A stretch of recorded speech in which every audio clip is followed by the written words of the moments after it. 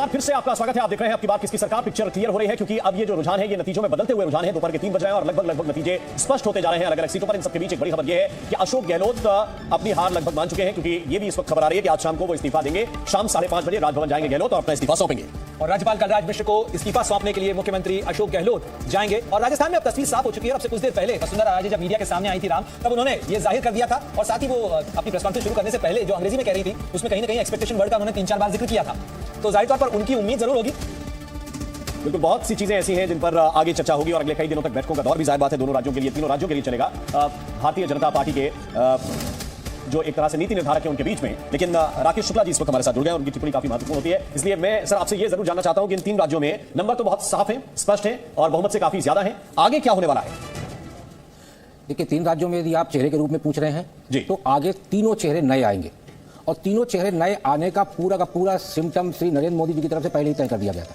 तीनों मुख्यमंत्री, एक वर्तमान और 2 पूर्व मुख्यमंत्रियों को साइड कर दिया गया था और सीधे वहां पे नरेंद्र मोदी का चेहरा और पार्टी की योजना, इस तरीके से वहां पे चुनाव लड़ा गया। और उसी पैटर्न पे आज जो आप देख रहे हैं वो कहीं ना कहीं मोदी की गारंटी चली, कांग्रेस की गारंटी नहीं चली। मध्य प्रदेश में मोदी की गारंटी और एक विकल्प के रूप में नए चेहरे, इसी के चलते आप देखेंगे कि 2013 की स्थितियों पे भारतीय जनता पार्टी मध्य प्रदेश में है। क्योंकि मध्य प्रदेश में इतनी बड़ी जीत तभी होती है जब आप लहर में चलते हैं। 2003 में लहर आई जब कांग्रेस के खिलाफ एक बड़ा मूवमेंट तैयार हुआ, 6% वोट का ग्रोथ हुआ था भारतीय जनता पार्टी का और उमा भारती चीफ मिनिस्टर बनी थी। और आप देखेंगे उसके बाद उसके ग्रोथ में कमी नहीं आई। पिछले 2018 के चुनाव में सिर्फ 0.5% वोट का अंतर था और कांग्रेस और बीजेपी दोनों बिल्कुल क्लोज थी। 5 सीटों का अंतर था, 5-6 सीटों का।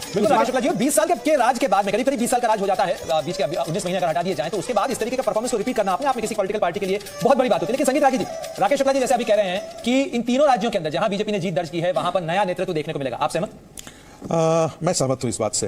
मुझे लगता है कि जिस प्रकार का मैंडेट मिला है उसमें कोई भी भारतीय जनता पार्टी का जो क्षेत्रीय छत्रप है वो कोई भी हिम्मत नहीं जुटा पाएंगे कि वो केंद्रीय नेतृत्व के सामने जिद पर अड़े कि मुझे ही मुख्यमंत्री बनना है। एक दूसरी बात, भारतीय जनता पार्टी के लिए जो लोकसभा का चुनाव है वो बहुत महत्वपूर्ण है। तो वैसी स्थिति में 6 महीने के अंदर उनको सारी तैयारी करनी है और लोकसभा में कोई वो नया प्रयोग करने से बेहतर होगा कि वो इस चीज की ओर जाएं कि नया नेतृत्व है, हम पुराने नेतृत्व के बाद हम नए लोगों को ला रहे हैं और ये चीजें जो है वो नया उत्साह भरेगी। तीसरी बात मैं और बोल दूं, भारतीय जनता पार्टी जरूर चाहेगी, देखिए इस चुनाव ने 2-3 चीजें बहुत साफ कर दी है। राजस्थान से जो है वो अशोक गहलोत का जो एरा है कांग्रेस पार्टी का वो खत्म हो गया। जो दिग्विजय सिंह का एरा था और कमलनाथ का जो एरा था मध्य प्रदेश से वो खत्म हो गया है। और मुझे लगता है कि जो मध्य प्रदेश है, मध्य प्रदेश में जो वर्तमान नेतृत्व है वो तो रहेगा, लेकिन कोई नई ऊर्जा का नेतृत्व वहां पर हो सकता है, ऐसी संभावना है, वो वहां पर